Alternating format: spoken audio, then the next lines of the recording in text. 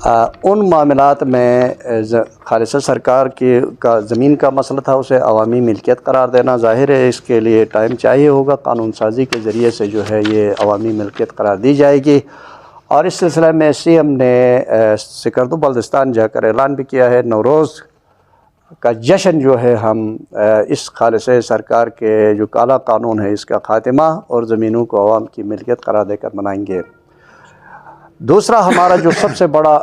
Issue جو رہا ہے وہ گندم کا مسئلہ ہے۔ اس وقت گلگت بلتستان شدید غذائی قلت کا شکار ہے، اور خصوصاً دیہاتی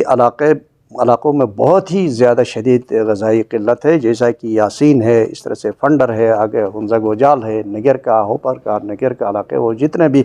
ہمارے بالائی علاقے ہیں، استور وغیرہ، سکردو بلتستان کے بالائی علاقوں میں اس وقت جو ہے غذائی بہت بڑی قلت کا شکار ہے۔ عوام اس وقت بہت ہی شدید مسائل سے دوچار ہیں۔ تو ابھی تک ہم دیکھ رہے ہیں کہ حکومت نے ہم سے یہ وعدہ کیا ہے کہ تقریباً 1 ارب روپے ہم نے ریلیز کیے ہیں، وفاق سے تقریباً 1,25,000 بوریاں ریلیز ہونی ہیں، اور بہت جلد جو ہے ہم عوام میں یہ ڈسٹریبیوٹ کریں گے، لیکن ابھی تک یہ ہوتا ہوا ہمیں نظر نہیں آ رہا ہے۔ تو آج آپ کے توسط سے ہم حکومت کو یہ باور کرانا چاہتے ہیں کہ 22 تاریخ تک تمام اضلاع میں گندم کی ترسیل یقینی بنائی جائے۔ بصورت دیگر ہم نے اپنا لانگ مارچ جو ہم نے 10 تاریخ کو ملتوی کی تھی گوجال اور یاسین سے گلگت کی طرف لانگ مارچ ہوگا، اور عوامی لانگ مارچ بہت شدید ہوگا۔ اس لیے ہم حکومت کو پھر متنبہ کرتے ہیں کہ خصوصاً گندم کے معاملے میں اپوزیشن اور ہماری گلگت کی انتظامیہ ایک دوسرے کو مورد الزام نہ ٹھہرائے، یعنی چکی کے 2 پارٹ بنا کر عوام کو پیسنے کے بجائے اپوزیشن بھی اپنا کردار ادا کرے۔ ظاہر ہے وفاق میں اپوزیشن، ہمارے گلگت بلتستان کی جو حکومت ہے، یہاں جو اپوزیشن ہے اس کی حکومت ہے وہاں پر پی ڈی ایم کی،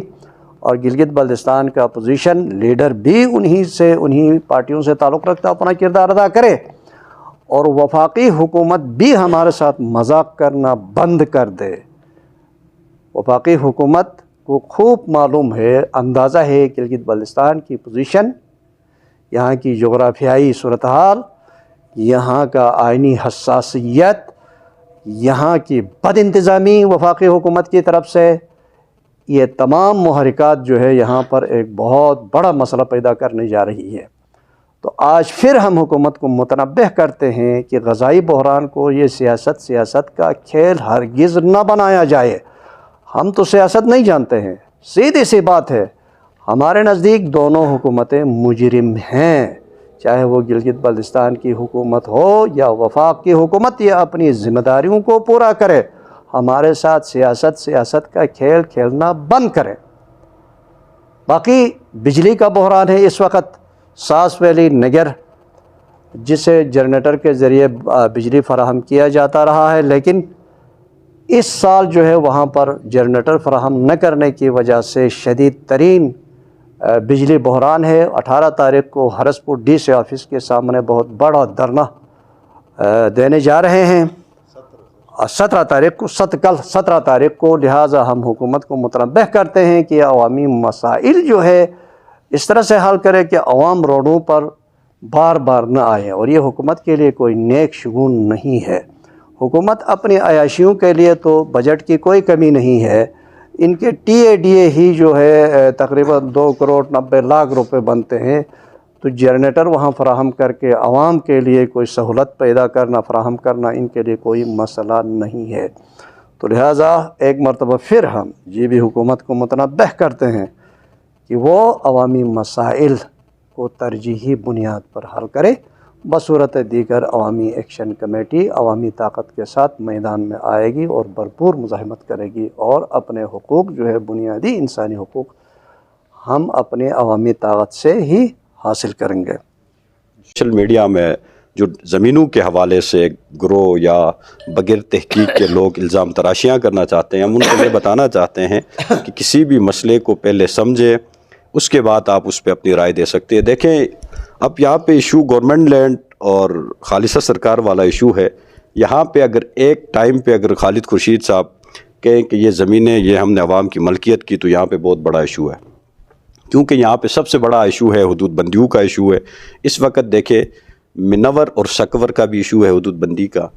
جگلوٹ اور چکرکوٹ کا ایشو ہے، چموگر اور جلال آباد کا ایشو ہے، چھرمش اور نومل کا ایشو ہے، گلگت اور چھرمش کا ایشو ہے، بارگو اور شروٹ کا ایشو ہے۔ حکومت پہلے جوڈیشل کمیٹی بنائے گی، اس کے ذریعے حدود بندیوں کی تعین کمپلیٹ کریں گے، اس کے بعد جتنے وہاں پہ قبضہ مافیا اللیگل الاٹمنٹس ہیں، چاہے وہ گورنمنٹ کے اداروں کو ہو، چاہے وہ یہاں کے بااثر افراد کے نام پہ ہو، ان کو وہاں سے قبضہ گروپ کو وہاں سے خالی کرائیں گے۔ اس کے بعد وہ زمینیں عوام کے اندر وہاں کے جو پشتنی باشندے جس علاقے کے ہیں ان میں غریب مسکین بیوہ سب کو یکساں طور پہ حکومت تقسیم کرے گی۔ باقی خالد خورشید صاحب کے ساتھ ہمارے طویل مذاکرات کے بعد جو معاہدات ہو گئے ہیں، اس میں جو فائنانس ایکٹ تھا، کل آپ سب نے دیکھا کہ بلتستان میں جا کے اس نے کہا کہ یہ ہم نے ریورس کر دیا۔ ہم خالد خورشید صاحب کا بالخصوص شکریہ ادا کرتے ہیں۔ اس کے بعد جو ایکسائز ایکٹ تھا اس کو بالکل ریورس کیا۔ اس کے بعد جو بجلی کا جو ایشو ہے وہ بھی اس نے کمپلیٹ کیا۔ اب ہمارا جو مین ایشو ہے وہ گندم کا ہے، اور یہ جوڈیشل کمیشن بنانے کا ہے۔ وہ انشاءاللہ امید ہے ناروز سے پہلے خالد خورشید صاحب جو ہے وہ اس مسئلے کو سنجیدگی سے حل کریں گے۔ تو باقی عوامی ایکشن کمیٹی اپنے جو ایجنڈے پہ گلگت بلتستان کے 10 اضلاع اور تمام تحصیلوں میں ان کے یونین کونسل میں اپنی تحریک جو ہے قانونی جمہوری طور پہ انشاءاللہ